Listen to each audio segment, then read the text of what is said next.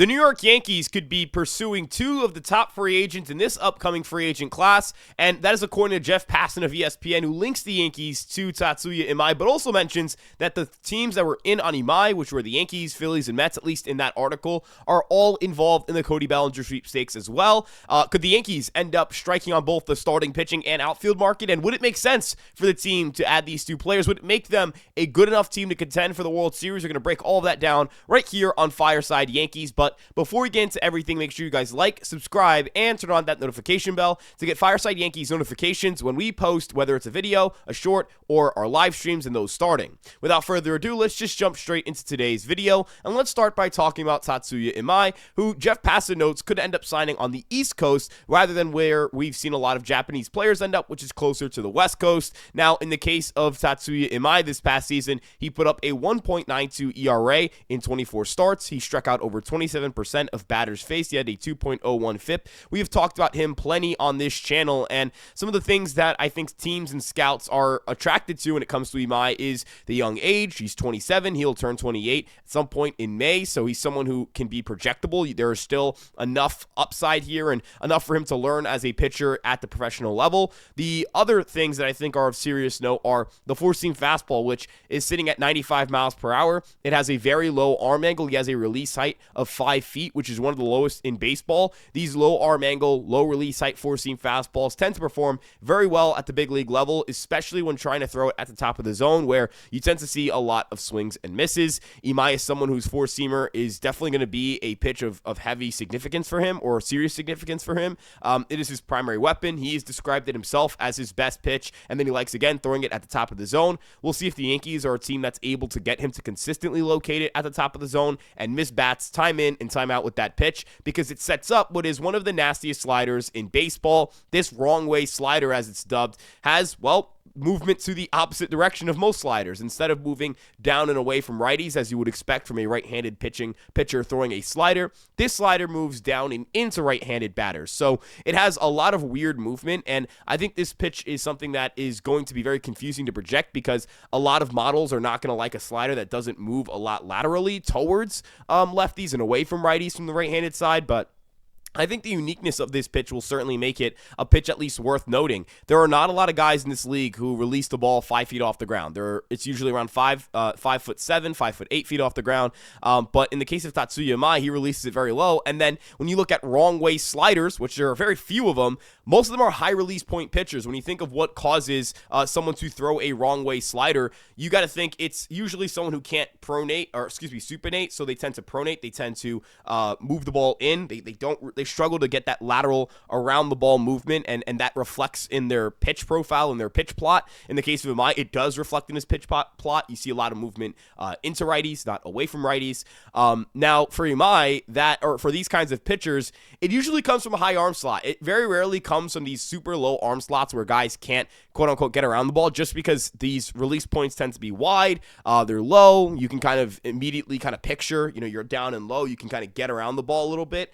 In the case of Emi, he struggles to do that. So I think it's a fascinating pitch. It's a weird pitch. We don't see a lot of sliders like this. Low release height sliders tend to move a lot laterally. Think of a Will Warren or a Michael King. Even in cases like Luis Castillo or Brian Wu, where these are not guys who really spin the ball well away from righties, they still have lateral movement away from righties on their sliders. Emi is still different, even in comparison to guys who are kind of unique like him, in the sense that they are low release height guys who don't really spin the ball well away from righties. So he is extremely unique. He's in a class of his own in terms of slider pitch specifications, pitch shape, pitch release, all that stuff. It is a weird slider, and weird is good for pitchers. I say it time and time again on this channel. If you are a weird pitcher, if you're an abnormal pitcher, that is a good thing in most cases, because that means that hitters haven't really seen what you're throwing. They don't know what you're throwing. They don't know how to train for it, and it's not like they're going to adjust to it as they face other pitchers in the league.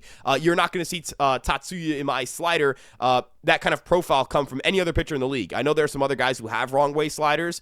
Dari Moreta of the Pirates, formerly, now a free agent, has a wrong way slider, but his number one moves way more laterally than Emi's. And number two, again, a high release height guy. This is not a guy who releases the ball low off the ground. This is a guy who releases the ball pretty high off the ground and has a pretty high arm angle. And again, this is what makes these guys different from someone like Tatsuya Emi. So when we talk about different, I've always said it, different is good. Different is good. Going to keep pounding that point as we talk about Imai and what he can be at the big league level. But the question now becomes, what is the price tag? Are the Yankees going to be paying a lot of money for Tatsuya Emi to be a Yankee? Are they going to have to pay, upwards of $200 million?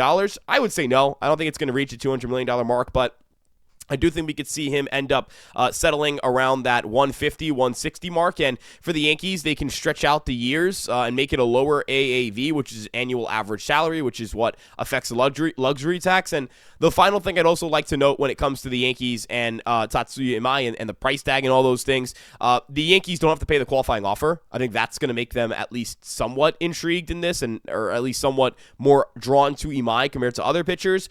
And the final thing I want to note with his price tag is if you have a low AAV pitcher and you've got somebody who, if we're being honest, has a ton of appeal in terms of international branding and can bring some additional money for the Yankees through branding and sponsorships and whatever it may be, this could be somebody who ends up making his contract back. So I'm not particularly confident that, or I'm not particularly worried, I guess, is the word? Yeah, worried. I was going to say confident that they won't not spend, but that's just so complicated.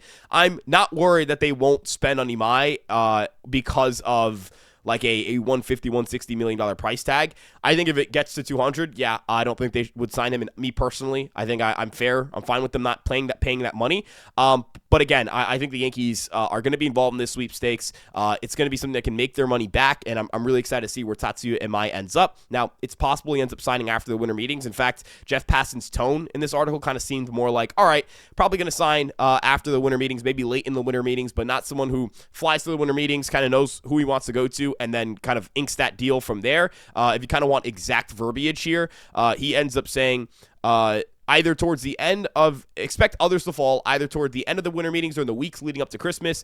And then he mentions Japanese free right-hander Tatsuya Emi. So again, I'm a little bit curious to see kind of how this market ends up going. Hopefully sign soon, because I think that'll open up the market on the pitching side and just in general. But we'll see if the winter meetings results in a conclusion on the Tatsuya Emi sweepstakes. Ken Rosenthal reported, I think a day ago or 2 days ago, that Emi could travel to see other teams and see teams before he decides on that. But that would be after the winter meetings. So hopefully, I think for the sake of entertainment, you kind of want it to be something that occurs during the winter meetings, but time will tell. Now, the final thing I want to note is with Cody Bellinger, and this second note here, and this kind of a footnote here in the Cody Bellinger market.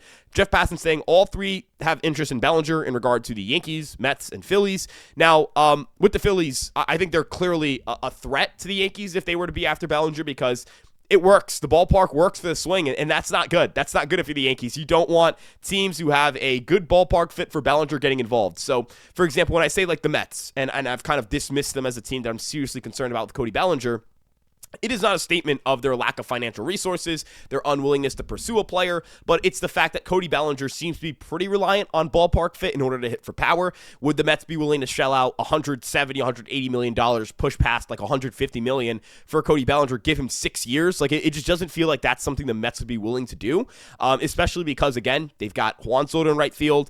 Carson Bench is one of their top prospects. Pete Alonso, someone of interest for them to bring back to play first base for them. Bellinger at first base, long term, doesn't really feel like the kind of fit you want if you're the Mets. But a team like Philadelphia, a team like the Phillies, they can offer Bellinger a good ballpark fit for him in terms of home runs. He actually would have hit more home runs if he played all of his games in Citizens Bank Park versus if he played all of his games at Yankee Stadium. So that is a concern. But I do wonder if their focus being on Schwarber will help the Yankees a little bit here. I firmly believe the New York Yankees, if they want Cody Bellinger back, and that seems to be their priority on the outfield market, they need to be aggressive. They need to be aggressive. They need to bring him back early. They need to go up to him and basically say, hey, we want you back. What do you want to do? Like, how are we going to make this work? Now, if Bellinger's balking at like a 6 year, he's not willing to go lower than 6 years and at like $29 million. Yeah, you can kind of let other teams kind of decide if they're going to get in on that or not. I don't think teams would jump at that price point. I just don't think that Bellinger has Bellinger's too volatile, I think, for teams to jump too hard on that, but we'll see. At the end of the day, the Yankees need an outfielder. I think they need a left fielder. I think Bellinger would be a good player for them to have brought back. I'd prefer it on a 5-year deal, no more than that, but we'll see kind of what time says or time tells about Bellinger and his long-term future. He had a really strong year this year, 814 OPS. He hit 29 home runs. He was worth about 5 wins above replacement. He's projected to be a good hitter, not a great hitter, but certainly a good hitter. He's a good defensive player, a great one in left field, and ultimately, again, I think the Yankees would be a better team with Cody Bellinger on it than without Cody Bellinger, but it's a matter of that contract, and it's a matter of making sure that contract and that money and that number makes sense for the Bronx Bombers. In the case of Bellinger and Emi, the question kind of is, can they get both? And is both a possibility? Now, it's not a lock. There's no way to certainly know that as you know, it's December 5th, and there hasn't been anything to suggest they will or won't do it. There have been reports to suggest they're in on both. As I just read on this, as just read out to you guys on this Jeff Passan article. And my understanding is they like Emi a lot. They want Emi. But again, the question becomes, is that a player that they're going to pursue instead of or in tandem with Cody Bellinger? Now, I think the Yankees need to invest in their pitching staff. I do not think the Yankees can afford to kind of cheap out on the pitching staff and hope that the rest of their roster can kind of go from there. If you are the New York Yankees and you look at your roster and you look at projections, you look at what you did last year, and to kind of say this, not to chastise or talk down on fans, but I do think a lot of people have kind of over-blamed the offense and have under-blamed the pitching staff. If you want to look at this past season, the Yankees finished with the third best batting average. The second best OPS and the third most runs scored against teams who qualified for the postseason this year during the regular season. Their pitching staff was 21st in ERA and 19th in strikeout to walk rate. They were bad. It was a bad pitching staff against playoff teams this year. In the regular season, the offense was good against playoff teams during the regular season. Last 2 years of postseason play for the Yankees, while James Rousden's been the hitting coach, they have the third highest batting average and the third highest OPS among playoff teams. And that's 17 playoff teams since, again, James Rousden was hired, so that's 24 last 2 years. Over that time span, Yankee pitching staff, 12th in ERA among 17 teams, and 12th in strikeout rate as well. It's a 4.16 ERA and a strikeout to walk rate of 12.3%. So it's been a mediocre pitching staff. It's been a mediocre pitching staff in the postseason. It's been a bad pitching staff against playoff teams this past year. And I don't think it's necessarily a Matt Blake issue. You want to look at it from a talent standpoint. The Yankees' fastball velocity this past year, it was the worst one that they had, sinker and four-seam velocity, as a pitching staff under Matt Blake. It was their worst stuff plus at 103 under Matt Blake, and their worst strikeout to walk rate as a team under Matt Blake. Those are not reflections of coaching. Those are usually reflections of execution or talent on the roster. The Yankees opened the 2025 season projected to be a bottom half of the league rotation and a good bullpen. They didn't have a good bullpen result, but they really overperformed that rotation result. The rotation, though, the FIP and the strikeout to walk rate, close to the league average. They were closer to what their projections suggested they were in terms of underlying metrics. I don't think you want to roll that dice and say, hey, we can run it back. Just hope that a post-operation Garrett Cole and a post-bone spur removal Carlos Rodon come in and are studs. No, I don't want to rely on that. Don't rely on that. That's stupid. Go rely on bringing in talent. So I think Tatsuya Emi is a critical point of this offseason for the Yankees. They need to go get relievers, but I want to know what you guys think in the comment section below. Emi, Bellinger, do you think the Yankees will get one, the other, both, none? Let me know what you guys think. Like, subscribe, turn on that notification bell if you like this kind of content. We appreciate your continued support right here on Fireside Yankees, and we'll see you guys in the next one. Peace out, everybody.